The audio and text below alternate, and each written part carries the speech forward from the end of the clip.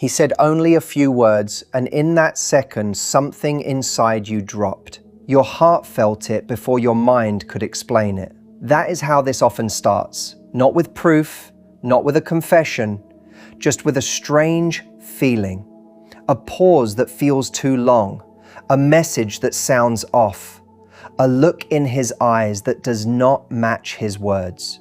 Words matter, not only because of what they say, but because of when they are used, how often they are repeated, and what they make you feel after the conversation is over. If you have ever walked away from a talk feeling more confused than before, stay with me, because this matters. Cheating does not always begin with a physical act.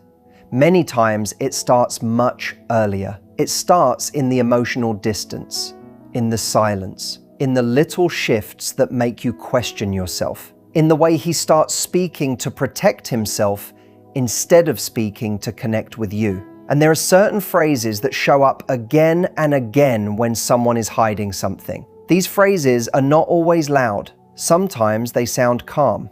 Sometimes they sound caring. Sometimes they even sound loving, but underneath they can be used to dodge the truth, push the blame onto you, and buy more time. Once you hear them for what they are, you cannot unhear them. And once you understand the pattern, you begin to see the bigger picture with fresh eyes. Most people think cheating is only about what happens at the end. But the truth is, the emotional setup often begins long before that. A man who is cheating, lying, or slowly checking out will often change the way he speaks. His words become more careful, more defensive, more strategic. He says just enough to keep you quiet, but not enough to be clear. That is the real danger, because clarity helps you act, but confusion keeps you stuck. And someone who wants to protect a secret often chooses confusion on purpose. He may not even sit there planning every line like a script. Sometimes these phrases become automatic. He learns that certain words help him escape hard conversations, so he keeps using them. He sees that when he says the right thing, you pause, you doubt yourself, you soften, and the pressure disappears. That is how the pattern grows. He keeps the focus on your reaction instead of his behavior. He makes you explain why you feel hurt, while he avoids explaining why he acted shady in the first place. Listen carefully to that shift, because it tells you everything. A healthy person wants truth, even when truth is uncomfortable. A manipulative person wants control, especially when truth gets close. And when someone keeps using language to make you feel guilty, dramatic, difficult, or unstable for simply asking questions, that is not love doing its best. That is someone protecting themselves at your expense. And the first phrase shows exactly how this begins. The first phrase is this: you're overthinking it. It sounds small, it sounds harmless, it can even sound gentle, like maybe he is trying to calm you down. But in the wrong moment, these words are not comfort. They are a shutdown. What he often means is stop looking too closely.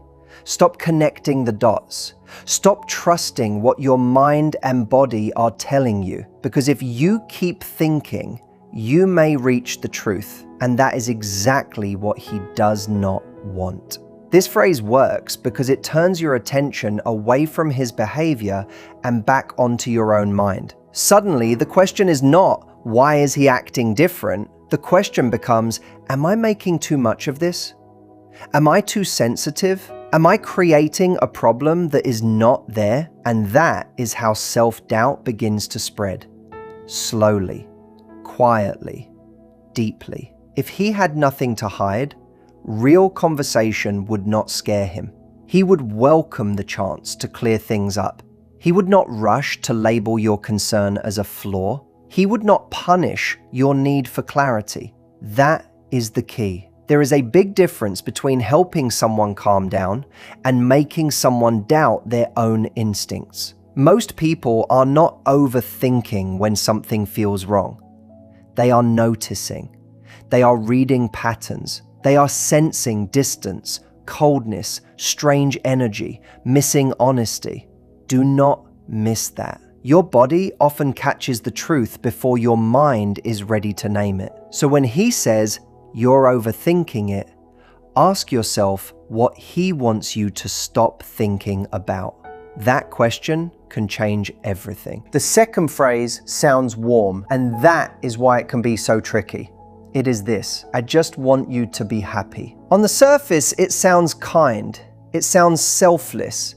It sounds like something a caring partner would say. But context changes everything. When this line shows up right in the middle of conflict, right when you are asking real questions, it can become a clean escape route. Instead of answering what you asked, he moves the conversation somewhere softer, safer, and harder to challenge. He makes it about your happiness, not his actions. And that sounds noble until you realize nothing actually got addressed. He did not explain the lie. He did not clear up the inconsistency. He did not offer honesty. He simply wrapped the moment in pretty language and stepped away from accountability. That is the move. He sounds like the good guy while leaving your pain sitting there untouched. It can also put pressure on you in a very subtle way, because if you keep pressing, you feel like the difficult one. If you stop, then he gets away without saying anything real. Either way, he wins, and you are left carrying the emotional weight. Many people use this phrase when guilt starts to rise, but honesty still feels too costly. It becomes a soft exit, a graceful mask, a gentle-looking wall. But real care does not avoid hard truth. Real care is not just words that sound nice in the moment. Real care is honesty, presence, patience, and consistency. So when you hear, "I just want you to be happy," listen beyond the sentence. Ask what is missing. Ask what was not answered, because sometimes the sweetest line in the room is the one hiding the biggest silence. Now we come to one of the most damaging phrases of all. That never happened. This is where the problem stops being only about cheating or secrecy and starts becoming something even more dangerous. This is where reality itself gets attacked. Because when someone says, "That never happened," after you clearly saw something, heard something, or felt something real, they are not just denying an event. They are trying to erase your experience. They want to make your memory feel weak, your perception feel unreliable, your confidence feel shaky. And if they say it calmly enough, firmly enough, and often enough, you may begin to question your own mind. That is what makes this so harmful. It is not just a lie. It is a tool that makes you defend what you already know. Suddenly, you are replaying the moment again and again, trying to prove to yourself that you are not imagining things. Maybe it was the message you saw. Maybe it was the flirty tone. Maybe it was a promise he broke and now pretends was never made. Whatever it is, the effect is the same.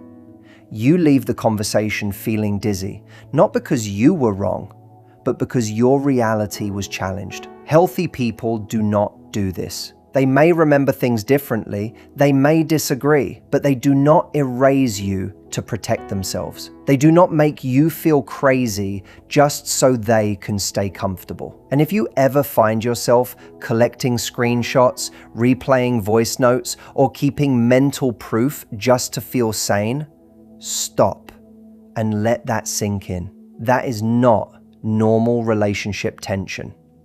That is psychological control. And the longer it goes on, the more it wears down your trust in yourself. That is why this phrase is such a serious warning sign. The fourth phrase often sounds emotional, even wounded. That is why it can pull at your heart so fast. The phrase is, "I can't do anything right." At first, it may sound like he is being honest about feeling bad, like maybe he is opening up, maybe he is admitting pain. But many times, this line is not real accountability. It is emotional redirection. You bring up a concern, you talk about the distance, the secrecy, the weird behavior, the changed energy, the messages that do not sit right. And instead of staying with the issue, he turns himself into the victim of the moment. Now you are no longer talking about what he did.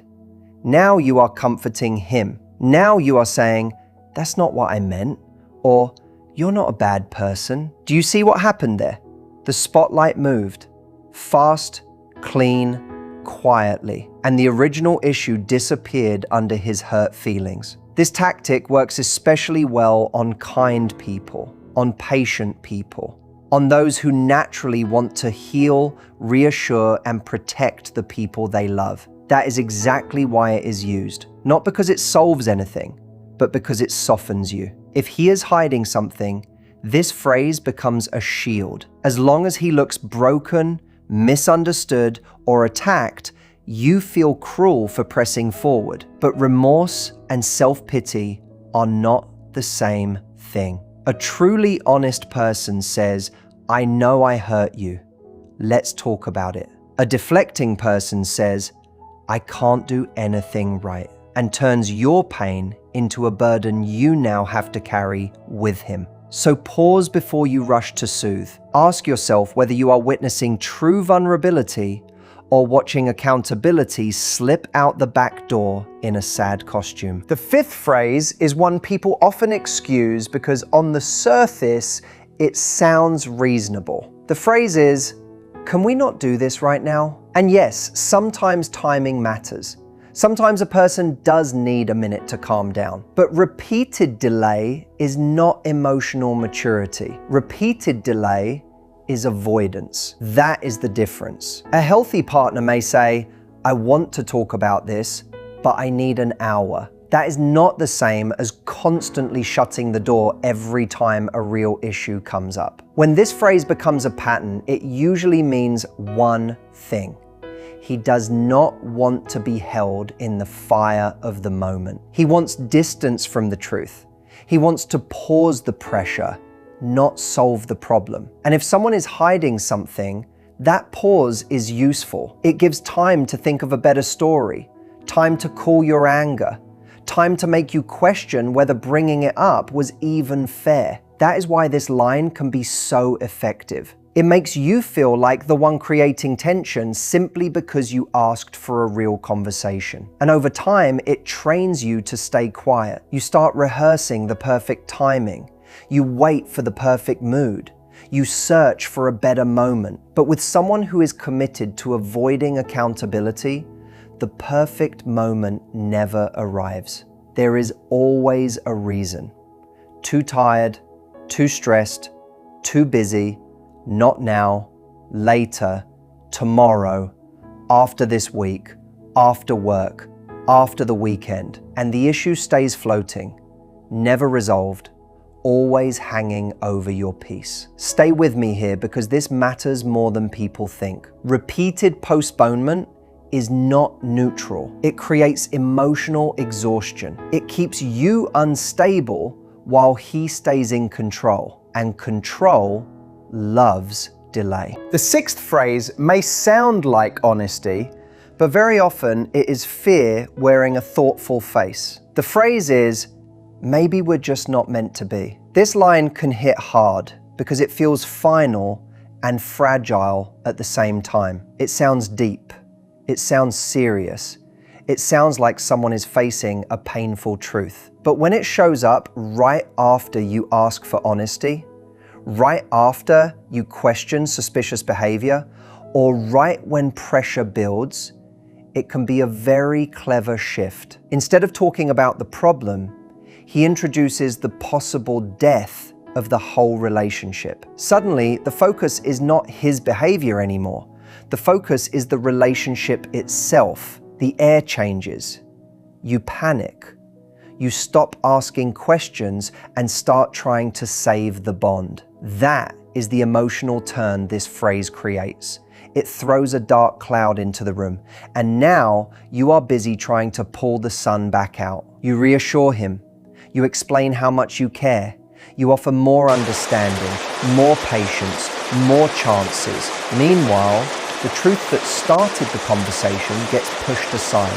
That is why this phrase can be so manipulative. It sounds sad and reflective, but it can function like an emotional threat. Not a clear breakup, not a real repair, just a vague, heavy statement that leaves you in limbo. And limbo is powerful because it keeps you chasing. A person who truly wants to leave can say that clearly. A person who truly wants to fix things can say that clearly too. But someone who wants to avoid being the bad one often hides in this gray area. He talks about fate, distance, or being not right instead of facing his choices. Real love does not hide in vagueness when clarity is needed most. Real love steps closer, not farther away, when truth is uncomfortable. So what do you do when you hear these phrases? First, pause, breathe,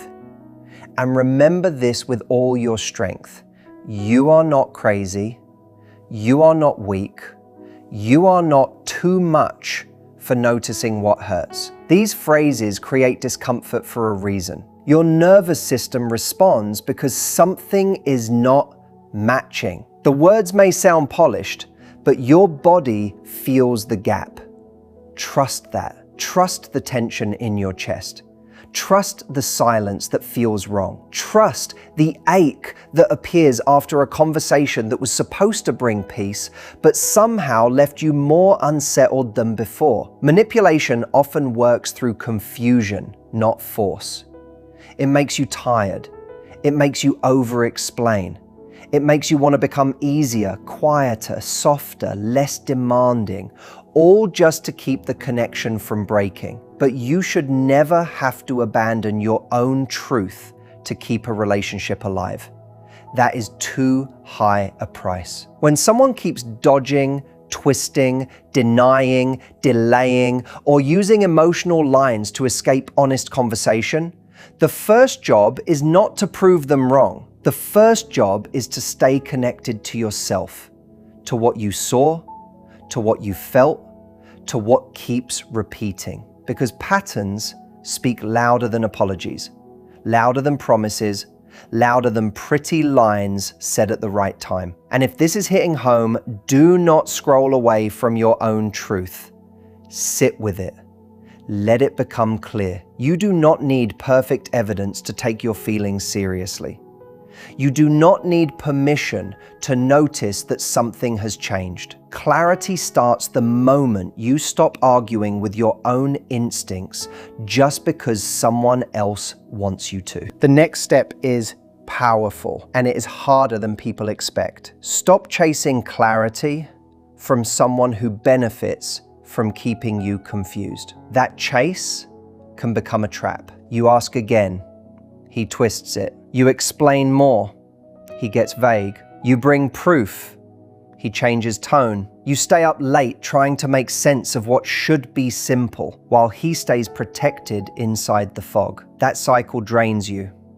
It eats your peace. It makes you feel like if you could only explain yourself better, ask the right way, use the perfect words, then maybe he would finally be honest. But honesty that only appears under perfect conditions is not honesty. If truth has to be dragged out, defended, and babysat, something is deeply wrong. Instead of giving more and more energy to the loop, create some distance inside yourself. Not silence as punishment, not games, just space.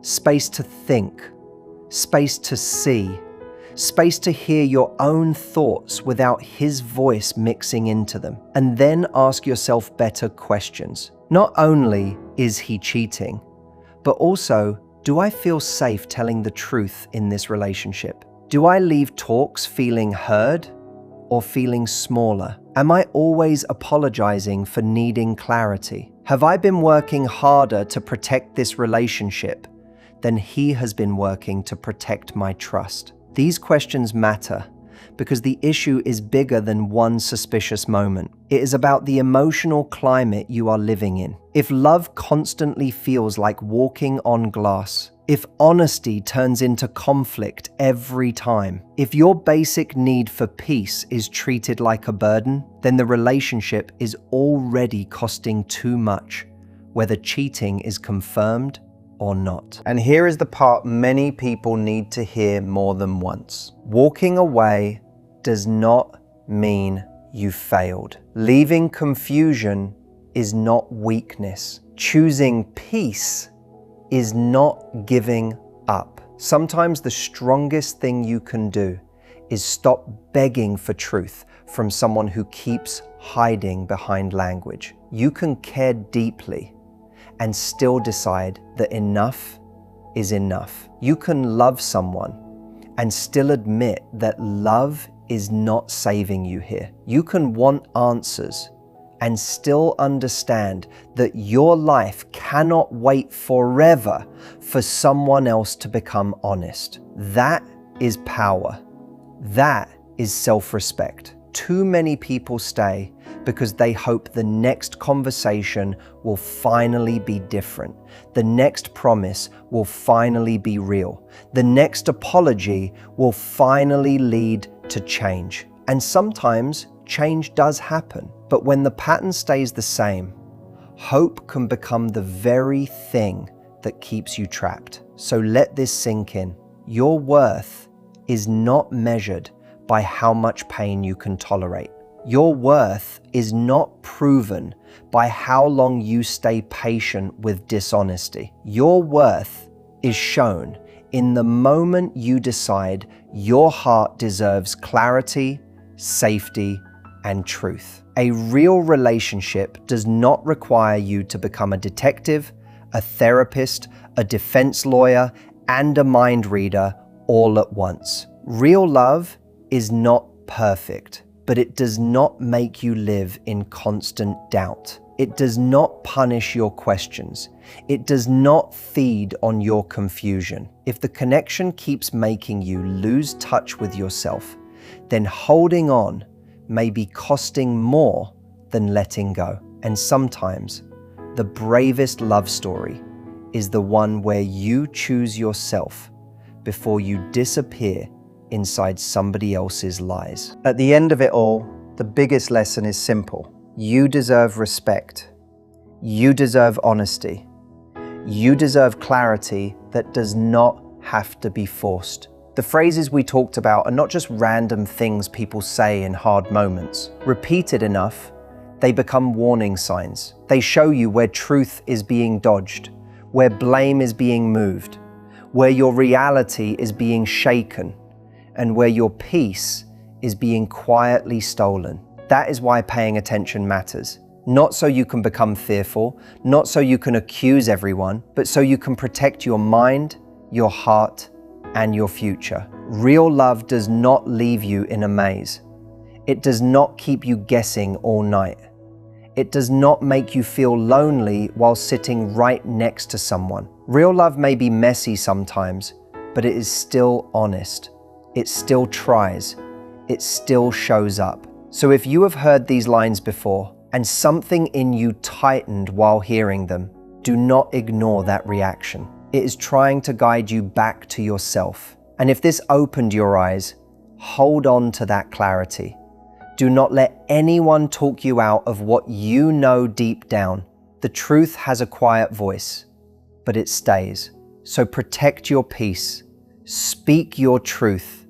Watch patterns, not performances. And remember this when the moment gets emotional and the words start sounding sweet again. Clever lines are easy. Real love is clear.